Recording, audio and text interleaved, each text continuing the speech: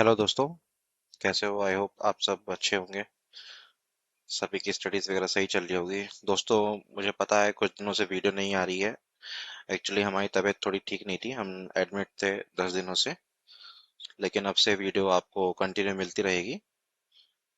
शुरू करते हैं दोस्तों। तो आज एक वैकेंसी आई है government of India department of space in Indian space research organisation यानी इसरो की तरफ से, जिसमें आपको यहाँ पे technical assistant, scientific assistant, library assistant और टेक्नीशियन की वैकेंसी देखने को मिल रही है। बहुत अच्छी वैकेंसी है दोस्तों। और इसमें एक तो ये है कि इसमें एज थोड़ी आपको अच्छी खासी मिल जाएगी। मतलब एज जो है वो थोड़ी ज्यादा रखी गई है, जिससे कि कुछ लोग होते हैं कि मेरी एज निकल गई है। ऐसा कुछ नहीं है, इसमें एज 35 ईयर्स तक रखी गई है। आप आराम से जॉब को फिल कर सकते हैं और आराम से एग्जाम भी दे सकते हैं। तो चलिए हम शुरू करते हैं, कौन कौन सी वैकेंसी है पहले देख लेते हैं। यहाँ पे पहले एक ट्रेड के हिसाब से वैकेंसीज है दोस्तों। पहले अपना डिसिप्लिन देख लीजिएगा, जैसे कि आईटी इलेक्ट्रॉनिक्स मैकेनिक्स में यहाँ पे आपको यहाँ पे आईएसटी आरएसी और एमसीएफ में मतलब अ, 5 और 3 की वैकेंसी है। जिसमें अगर आप यहाँ ऊपर आईएसटी आरएसी में देखोगे तो 2, अनरिजर्व कैटेगरी में ओबीसी में 1, ईडब्ल्यूएस में 2। इसी तरह अगर हम एमसीएफएसएन में देखेंगे तो यहाँ पे यूआर में 0, यूआर में 1, एससी में 1, ईडब्ल्यूएस में 1। यहाँ पे अगर हम एजुकेशनल क्वालिफिकेशन की बात करें तो आपको सीधा मेट्रिकुलेशन प्लस एक आईटीआई होना चाहिए, या आपके पास 12th होनी चाहिए। और साथ ही साथ आप अपने यहाँ पे एक मिनट, यहाँ पे आईटीआई तो है ही दोस्तों।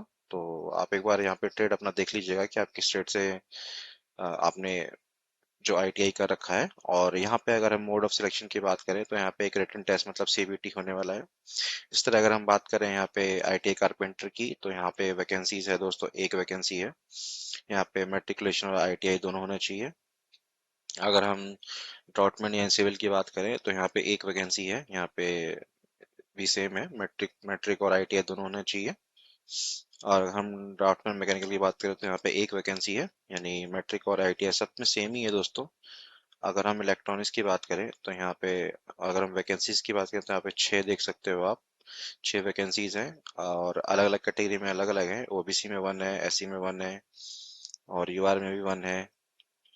और यहाँ पे अगर हम बात करें एजुकेशन क्वालिफिकेशन की तो यहाँ पे first class diploma in electronics from a recognised state board, यानी कि आपको आपका एक डिप्लोमा इन इलेक्ट्रॉनिक्स होना चाहिए। और यहाँ पे भी आपका जो सिलेक्शन होगा वो सीबीटी बेस्ड ही होने वाला है।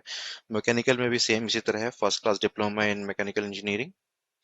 सीधा डिप्लोमा मांगा गया है, कोई डिग्री नहीं मांगी गई है। तो आप जिन जिन के पास भी डिप्लोमा है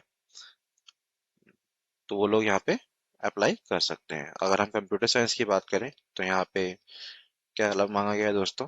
यहाँ पे first class BSc with computer science as a main subject from recognised university.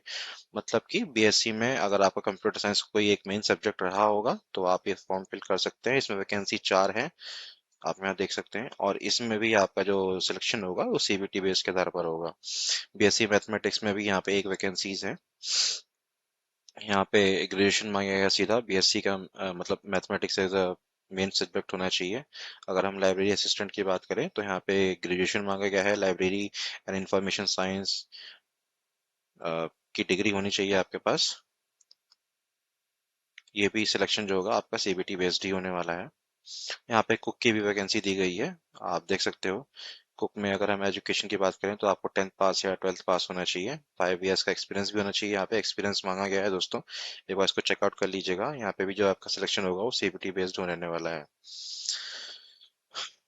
अगर हम दोस्तों बात करें यहाँ पे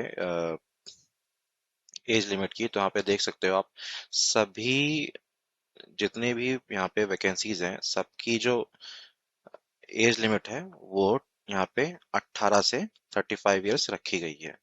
मतलब आप यहाँ देख सकते हो कि एज लिमिट यहाँ पे कोई बैरियर नहीं होने वाला है। आप आराम से यहाँ पे जिनकी भी एज ऐसा 30+ हो गई है तो वो लोग भी फिल कर सकते हैं।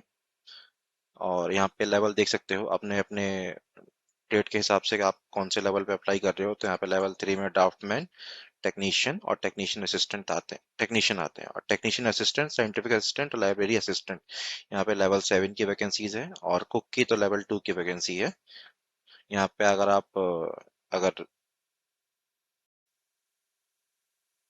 यहाँ पे अगर हम सैलरी की बात करें तो यहाँ पे आप देख सकते हो सैलरी में यहाँ पे 21,700 प्रति माह प्लस अदर अलाउंसेस में जो इसमें ऐड होते हैं डी एच आर ए वगैरह। तो यहाँ पे लेवल 3 में वो सारे ऐड होने वाले हैं, मतलब यहाँ पे जो सैलरी है वो अराउंड 50,000 पहुंच सकती है। और लेवल 7 में तो क्या ही कहना है, यहाँ पे अगर अलाउंस जोड़ेंगे तो आपको 60 + 70,000 आराम से पहुंच जाएंगे। और अगर हम बात करें दोस्तों आवेदन कैसे करना है, तो आपको आवेदन यहाँ पे isro.gov.in की वेबसाइट पे जाना है या istrc.gov.in की वेबसाइट पे जाना है। जो आवेदन होंगे वो 27/6 से लेके 20/7 यानी 20 जुलाई तक लिए जाएंगे। अगर हम यहाँ पे एप्लीकेशन फीस की बात करें दोस्तों, एप्लीकेशन फीस आपकी यहाँ पे 750 रुपये रहने वाली है। जिसमें से अगर आप सीबीटी में बैठते हो, मतलब कि आप एग्जाम में बैठते हो, तो आपको 500 रुपये यहाँ पे वापस कर दिए जाएंगे, रिफंड कर दिए जाएंगे। यानी कि टोटल आपकी फी रहने वाली है 250 रुपये। इसी तरह अगर हम टेक्नीशियन साइंटिफिक असिस्टेंट की बात करें या टेक्निकल असिस्टेंट की बात करें, तो यहाँ पे आपकी फीस जो है वो 500 रुपये रहने वाली है। जिसमें से आपको जो 400 रुपये हैं वो सीबीटी के बाद रिफंड कर दिए जाएंगे। मतलब यहाँ पे अगर हम बात करें टोटल एग्जामिनेशन फीस की तो 100। एक बात क्लियर कर देना चाहता हूँ दोस्तों, यहाँ पे जो फी है, मतलब एग्जामिनेशन फी है, वो आपकी ऊपर जो है साइंटिफिक टेक, टेक्नीशियन की वो 750 रहने वाली है। 500 आपको सीबीटी में बैठने के बाद रिफंड कर दिए जाएंगे। इसी तरह अगर हम कुक और ड्राफ्टमैन की बात करें तो यहाँ पे आपकी एग्जामिनेशन फी जो है 500 रहने वाली है, जिसमें से 400 आपको सीबीटी में बैठने के बाद वापस कर दिए जाएंगे। तो इस बात का ध्यान रखिएगा। आप यहाँ पे पढ़ सकते हो रिफंड ऑफ एप्लीकेशन फी। एक बार इसको चेकआउट कर लेना आप। यहाँ पे आपको अगर पढ़ोगे तो सब आपको समझ में आ जाएगा। सिलेक्शन प्रक्रिया आप जैसा कि वहाँ पे दिया गया है सीबीटी के आधार पर होगा। यहाँ पे इसका सिलेबस दिया गया है, पैटर्न ऑफ एग्जाम दिया गया है कैसे होगा।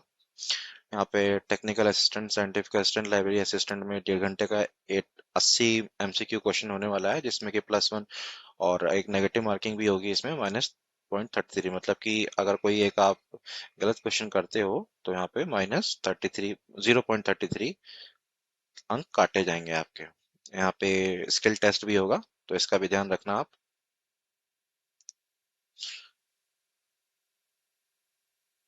यहाँ पे एक कुक का भी पैटर्न दिया गया है, ये भी आप एक बार चेकआउट कर लीजिएगा। दोस्तों इस वीडियो में बस इतना ही। मैं ये नोटिफिकेशन अपने टेलीग्राम चैनल पर डाल दूंगा, आप वहां से डाउनलोड करके एक बार पढ़ लीजिएगा।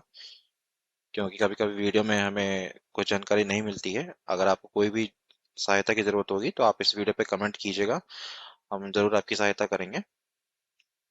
तो अभी के लिए बस इतना ही दोस्तों। जय हिंद, जय भारत।